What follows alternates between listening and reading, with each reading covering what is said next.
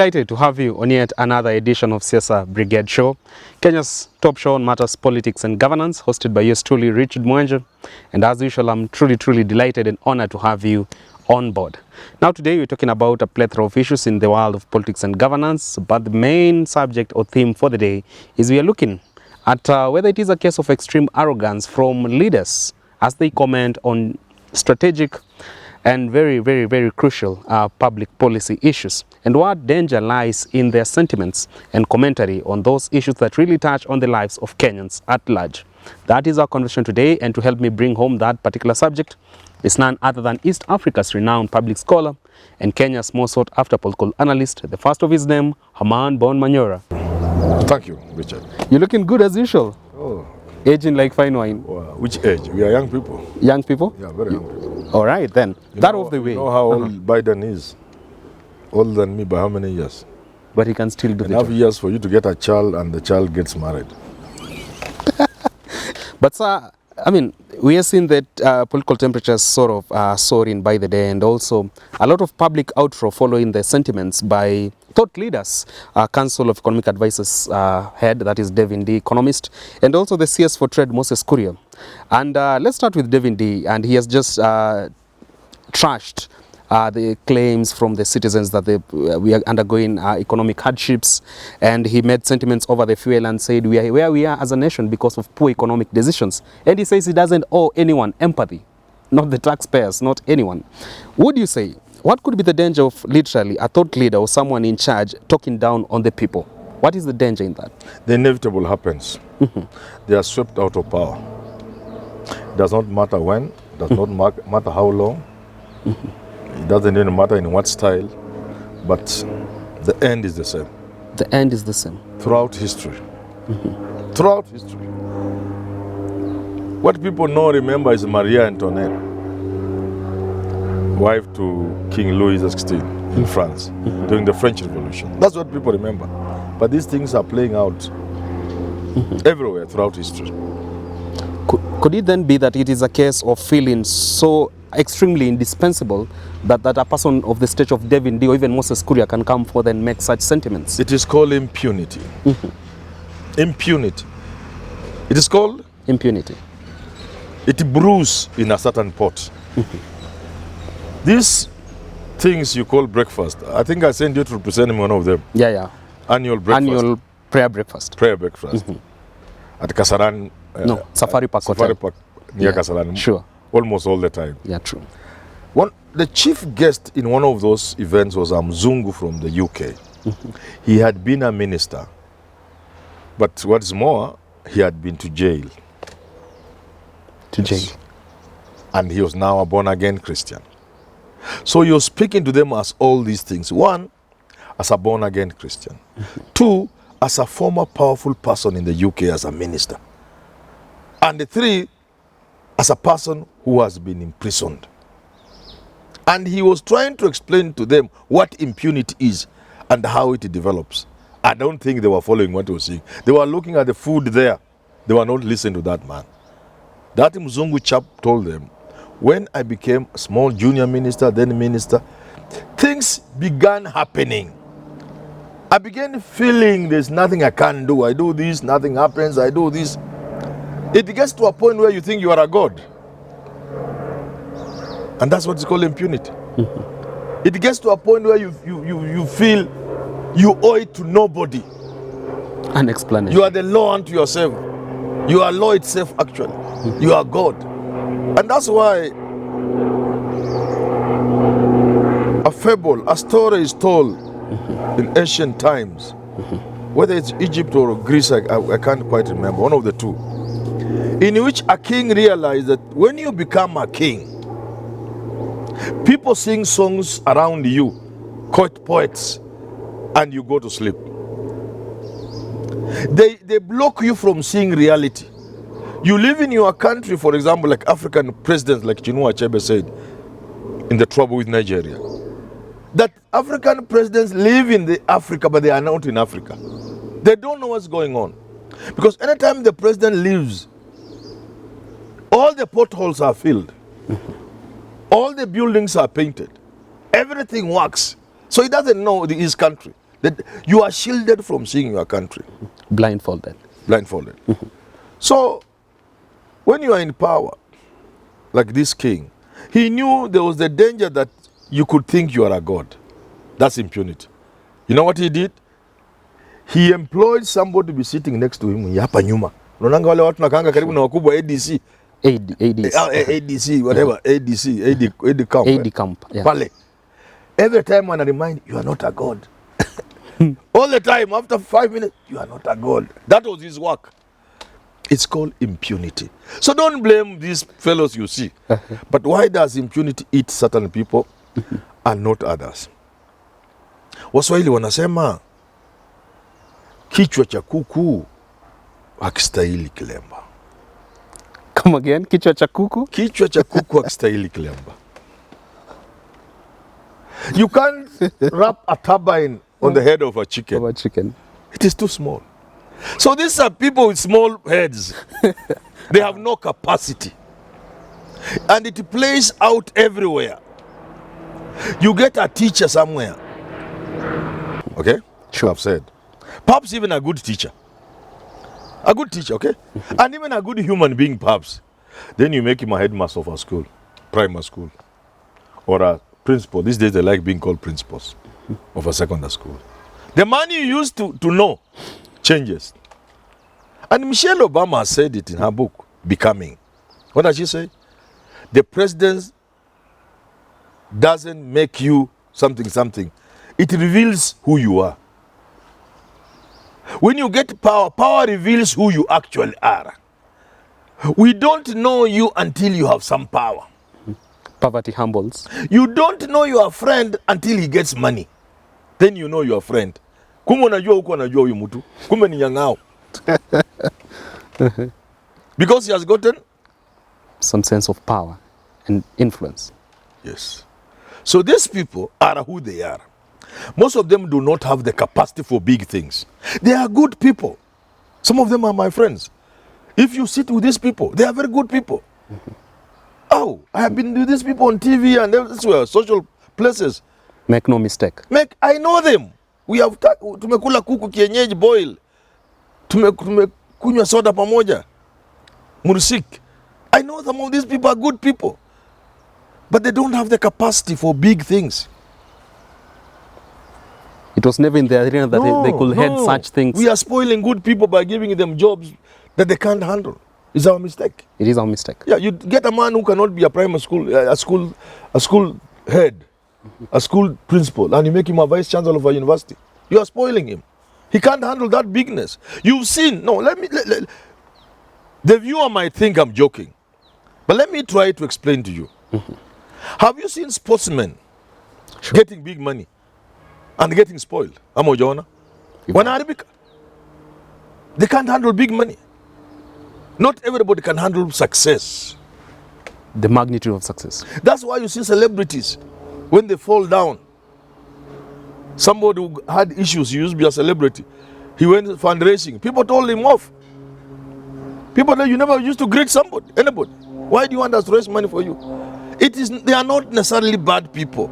They don't have the capacity to handle greatness, to handle bigness in whatever form it comes. So success is not easy to handle. To be a cabinet secretary is a very big success in one's life.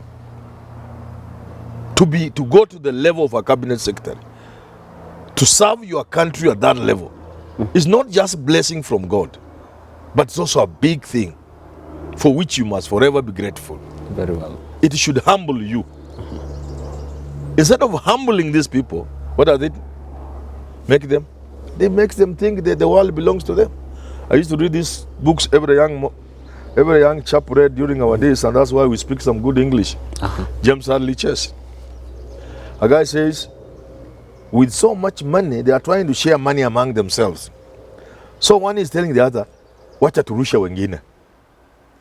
Turushe huyu, tubaki wawili. Sometimes with that amount of money, the world will be under my feet. Divide and conquer. The world under? My feet. Sasa si wanawachana wameeliminate hao wengine, wamebaki wawili wanataka kugawana.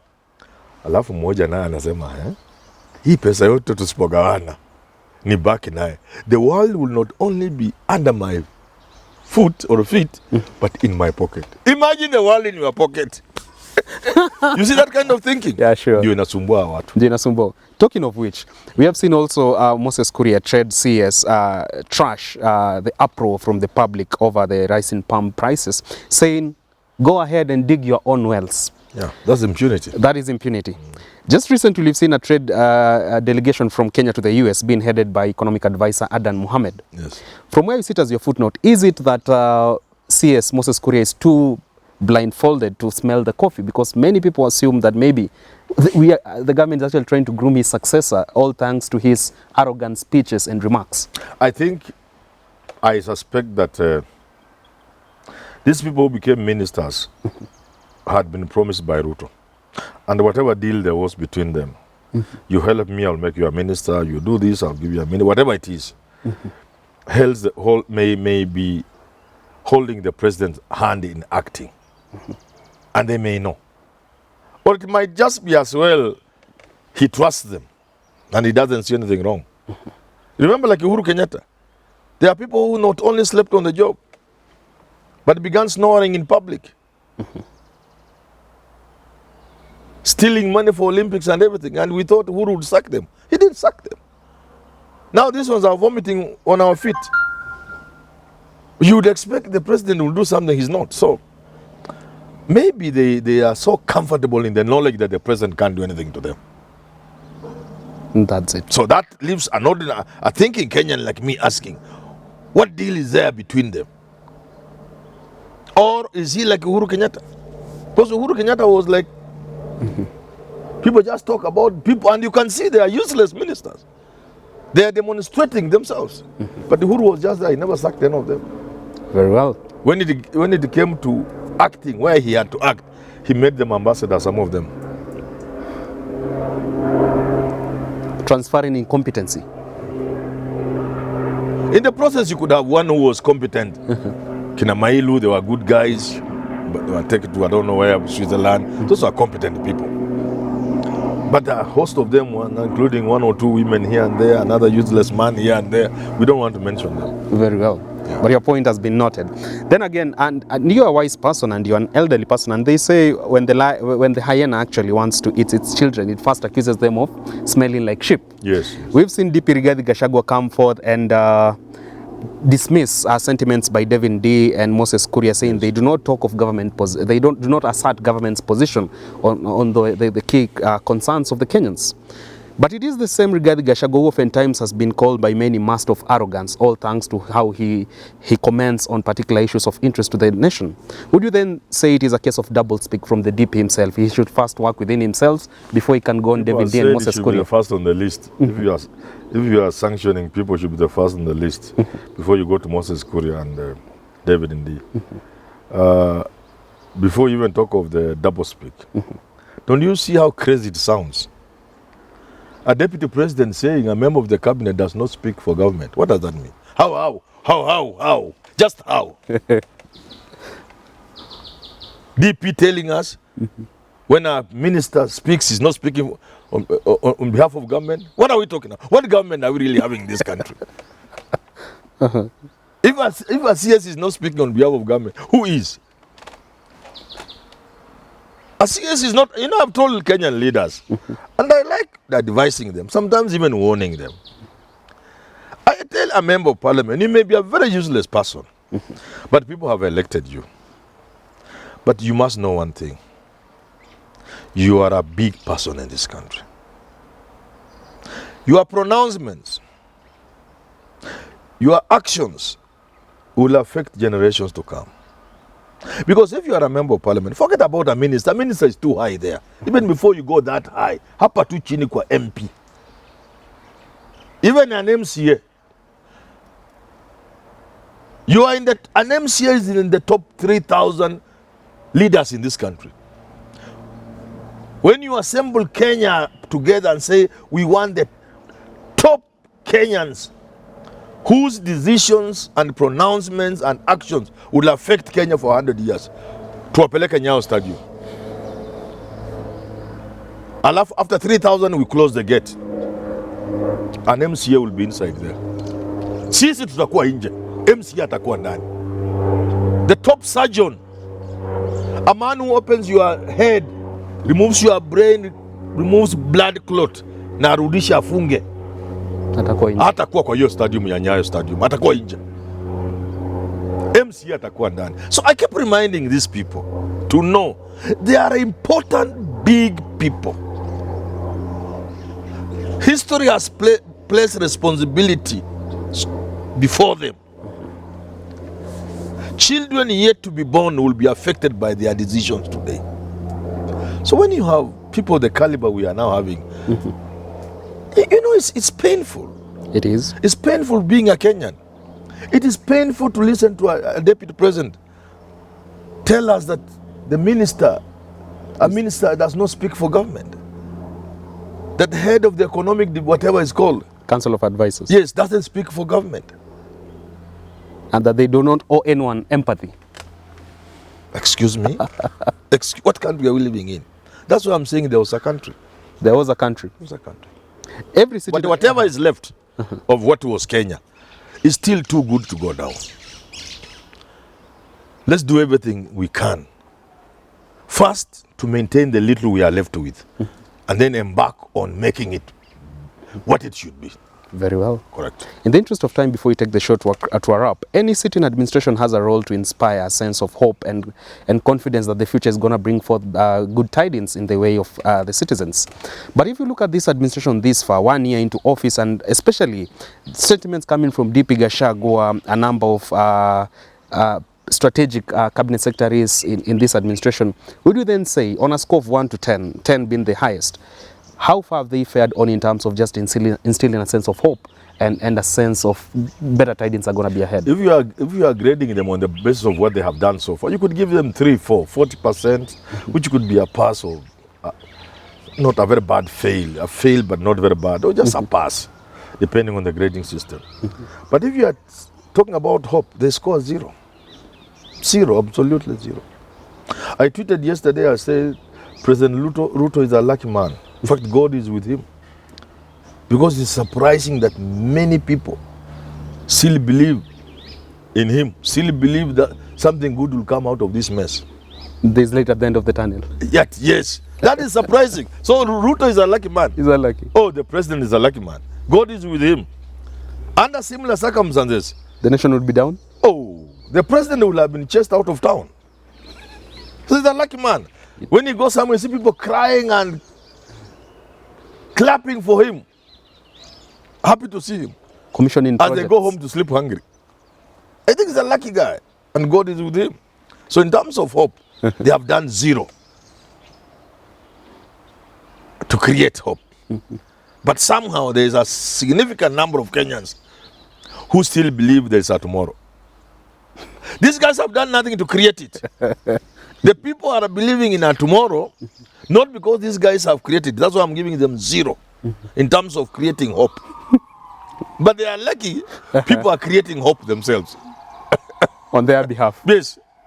But that's why it's surprising. This is like a miracle. Because man minus hope is first an animal. And then next after that is dead. It's hope that creates us, that creates a sense of being in us. A sense of purpose. That there's tomorrow, and tomorrow is a better day. That's why we live today happily, even though we are hungry. We believe in a better tomorrow. It's called hope. Minus hope, man is dead. But before he dies, first he becomes an animal. And when he's an animal, he molds the people he believes are responsible for his mess, for the state of hopelessness. And that's how you must understand all revolutions. When you see the ugly sides of a revolution, you must know how it is generated. You remove hope, people become animals. They mold you. They destroy everything in the environment, in the vicinity. They go for those they believe, rightly or wrongly, are responsible for their mess. And that's why Malcolm X says, there ain't a revolution without bloodshed. That bloodshed in a revolution, whether it is red blood or blood in other forms, it is called destruction. It is born out of the fact that those in power have removed hope. And people have remained animals. Yes. Well, yes, and there you have it. That point by Herman Manyora takes us to the wrap of this conversation today on Siasa Brigade, touching on matters governance and really what leadership should epitomize or what it should embed therein in terms of how our leaders express themselves to the masses and just how much they're supposed to at least inspire a sense of confidence and hope in the direction that the country is headed towards, and also just to make sure that they serve the people, because that's the true calling that actually got them into office in the first place. Now that brings it all together to an end, and it has been an honor to have you on board. Until next time on Siasa Brigade, I'm Richard Mwanjo. Always a pleasure.